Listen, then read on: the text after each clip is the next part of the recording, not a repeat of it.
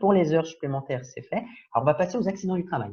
Alors, quand on regarde ce tableau, on se dit, il est déjà un peu plus sympathique que l'autre. A priori, il fait un peu moins gros. Mais en réalité, il est encore plus pervers que les heures supplémentaires ou complémentaires. Pourquoi? Personnellement, c'est ce que j'appelle un tableau pivot. Il se retrouve au milieu du rapport social unique et il est connecté à des tableaux en amont et en aval. On va préciser par la suite qu'est-ce que ça veut dire. Mais juste avant, vous pouvez voir qu'il y a un rectangle rouge. Là, on va préciser, c'est une petite incohérence qui arrivait quelquefois. Donc, on va prendre par exemple les accidents de service.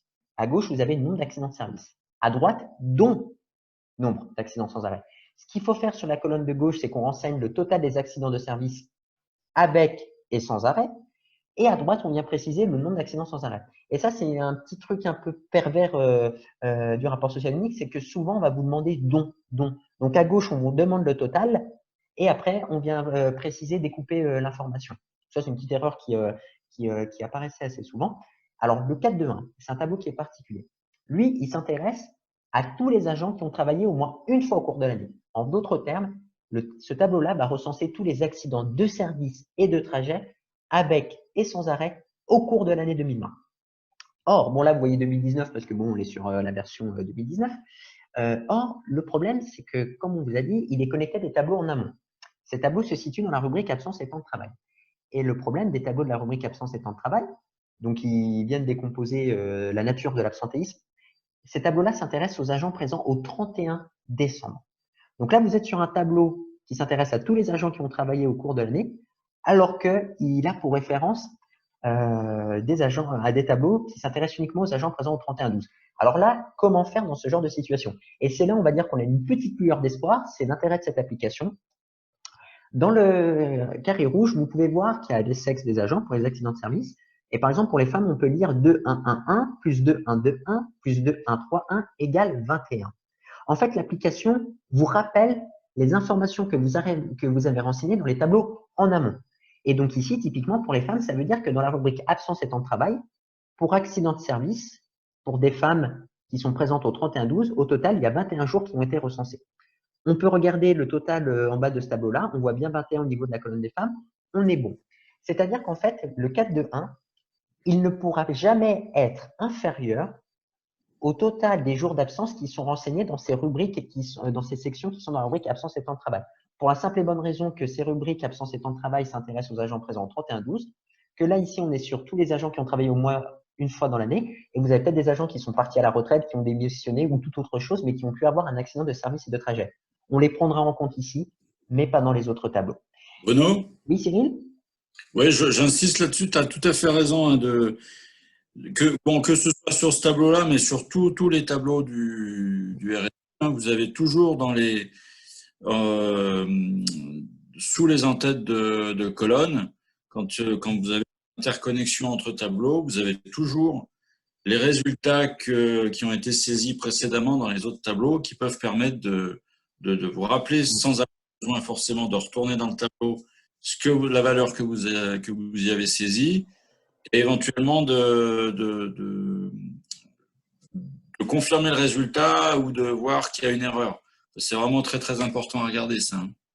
Oui, puis c'est assez bien distingué. Alors après, il y a un petit truc aussi qu'il faut prendre en compte, c'est que potentiellement, c'est les chiffres qui sont en bleu là qui sont faux. C'est-à-dire, avec des collectivités, on est déjà retourné dans les tableaux rubriques absence et temps de travail pour rectifier les chiffres.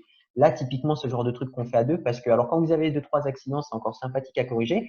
Mais comme on est, par exemple, je prends l'exemple de la commune d'Annecy qui est avec nous, mais quand on a, je m'en souviens plus, je peux plus le dire, mais un nombre très conséquent d'accidents dû à la taille de la collectivité, hein, c'est normal, là, c'est un effet taille, hein, il n'y a pas de souci de ce côté-là.